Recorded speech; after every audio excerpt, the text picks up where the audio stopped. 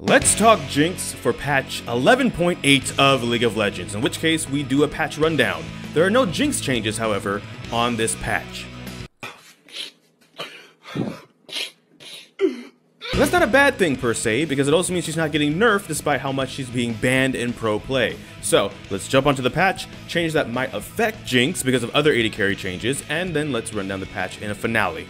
So even though there are no changes to Jinx on this patch, one of the most prominent changes that will not just affect Jinx, but affect everybody on this patch will be the addition of Gwen, the hollowed seamstress. They snips, skips, and slashes into the ban section of patch 11.8, I should say, because no one's gonna let that through pick and bans. Everybody's gonna be afraid of it either being too powerful or no one knowing how to play the champion. So on April 15th, it'll be business as usual actually. The same things will be getting banned, they'll be getting added to the ban, and one of the things that does usually get banned will be let through, and we'll see what that is. But just for a quick rundown, the patch notes actually have like a bio, insight, what the kit does and everything. And in terms of Jinx, because I believe this champion is not going to be played in the bottom lane, you won't really have to worry about her too much until out of laning phase. So just be aware if they do get through pick ban, you're probably not going to have to lane against them, but you probably, just in classic Riot style, this champion will probably be released a bit powerful because they want people to play it, and then they can trim the power afterwards. Make sure to try and just get as fed as possible in lane. Like really fed. Really fed. Like very like Thanksgiving fed. You'll need it.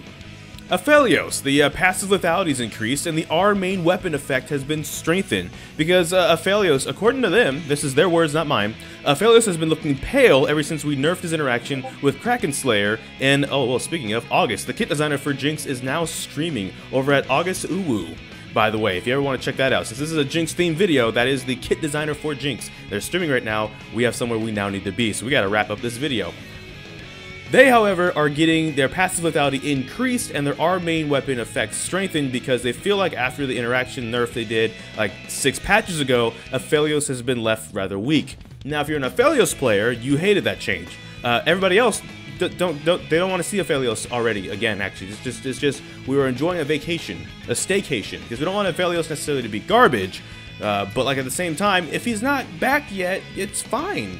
And for Jinx, who has longer range on her rockets now at least, she can go toe-to-toe with Aphelios a bit more than maybe in times of past, especially when he was strong. And this isn't Aphelios returning to power per se. It's just that I'm kind of...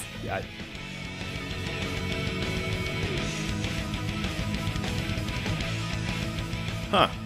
There's another one down here. I believe Thresh, the Thresh Prince. The E cooldown's being increased and now scales. Thresh is still thriving as one of the top supports, so we're tightening the chain. Ooh, tightening the chains, you say. One of his most versatile tools being his Flay. Now, depending on who you ask, because Thresh is one of my go-to supports if I do have to play support. I do like playing the more tank, engaged supports, and letting my teammates be able to kind of follow up on that. I'm pretty bad at enchanters, which might be ironic because I do play Jinx, and a lot of people say those are the best supports to play with Jinx. That said, if you don't play Thresh, you actually want to put in lane a lot of points into Flay, and actually max Flay first. Yes, the hook is important, but it's not quite like Blitzcrank or something like that where the hook itself does a lot of damage. So, unlike those other champions, the reason you put it in Flay is because Flay does have damage on it, magic damage on it.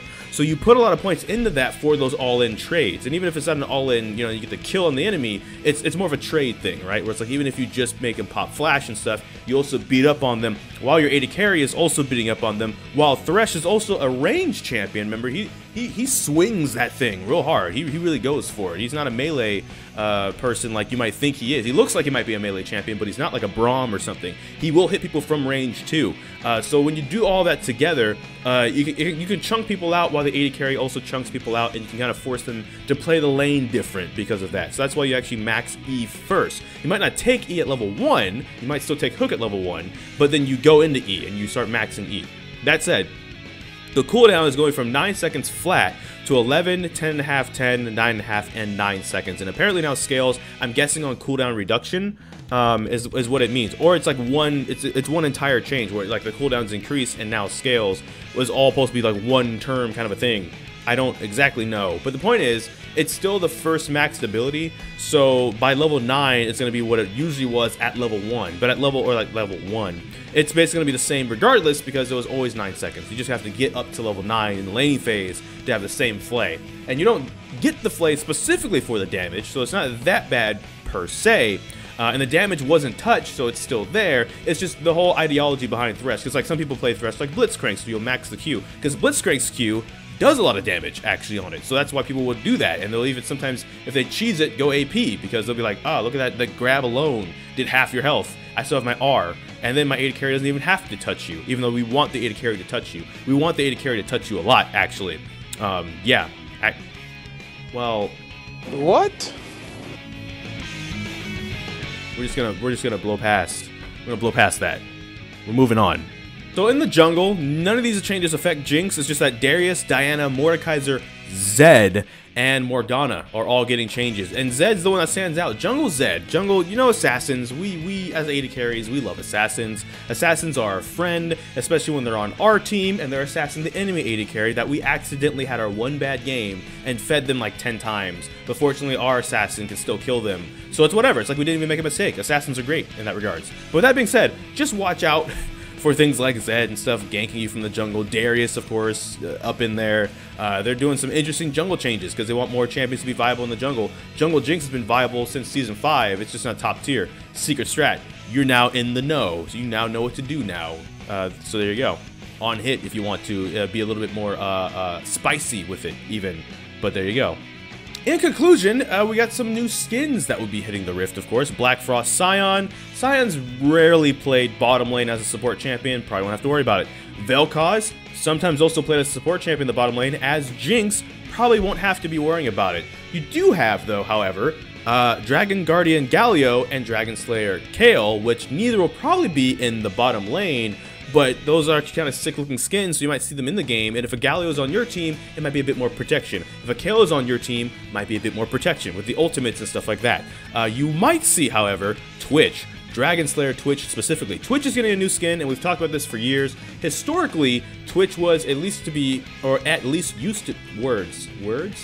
Can I speech? Can I speech? I have forgotten the speech. The speechage. Gotcha. Historically, Twitch used to be at least a lane counter to Jinx for various reasons over the years. Maybe not so much now with her range increase on the Rockets. That actually did a lot of work for her in a lot of her worst matchups, more so than even her best matchups. But because there's a new skin, you know, you might see Twitch a bit more, and you might struggle if you don't know the Twitch Jinx matchup. And historically, that might be the real case now. More words, structures, yes. I would be a terrible like engineer making a building or something. It'd be like the worst thing ever. My goodness. That said, historically, and the reason why this is, so in case this does pop up, let me give you a little bit of info about why this historically was not favored against Jinx. The idea for one is, even though they both have to scale up, they're both at the greatest in lane with the cast, the thing that Twitch throws. Not only does it stack poison on you, which helps Twitch, but it does slow you, so it would historically ruin your orb walking. And if you're very new to Jinx, or even the game, and you don't know what orb walking is, it's when you auto-attack while kiting. So you auto-attack, you walk away a bit, you auto-attack, you walk away a bit, you auto-attack, you walk away a bit, and it's in quick succession. It takes a while to kind of get the timing down on it. Jinx does make it a little bit easier because the attack speed on her minigun ramps up, and orb walking is linked to your attack speed, and so Jinx makes that a little bit easy. But when you're slowed, it can ruin your orb walking, which is why when you're playing against, if you really struggle against things like Jinx and stuff, I would always recommend building things like Frozen Heart over some of the other armor items too, because that gives like that frost aura that kind of slows you down. Slows really hurt orb walking. So, damn! So Twitch can get away with that in lane despite Jinx having the more DPS on her minigun. So yeah, she has the rocket form at least to keep Twitch at range, but once you get to level 6, Twitch's ultimate can hit you behind your tower without being in aggro range of the tower. So you have to be worried about stuff like that too. So in lane, Twitch has a bit more tools to help him kind of punish Jinx more than Jinx has to punish Twitch, at least until recently. Again, with the rocket change, that might change a little bit, because now Jinx can hit Twitch from quite a long ways away too. So, with that being said, if you see that pop up in your games, and you do struggle, that is historically why that's been the case, but you might not have those struggles. You might actually just smash every Twitch and Dragon you see in like your next couple of games, and I wish you luck if that ends up being the case. Good, I'm fine with that, of course. So, that is all for this video though. That is the rundown for Jinx specifically, for patch 11.8. So, Thank you so much for watching this video. As usual, make sure to like, comment, and subscribe. Hit the bell notification, the actual subscribe button. Go ahead, hit the bell. Hit the bell, hit 50 likes even, whatever you want to do. Go for it, challenge yourselves. I don't know, do you. I'm not gonna judge, but that is all for this video. So I don't know which video will be next, because life's gonna have a lot of kinks. So until next time, take care. GG, get jinxed. Thank you for watching, and enjoy pizza responsibly.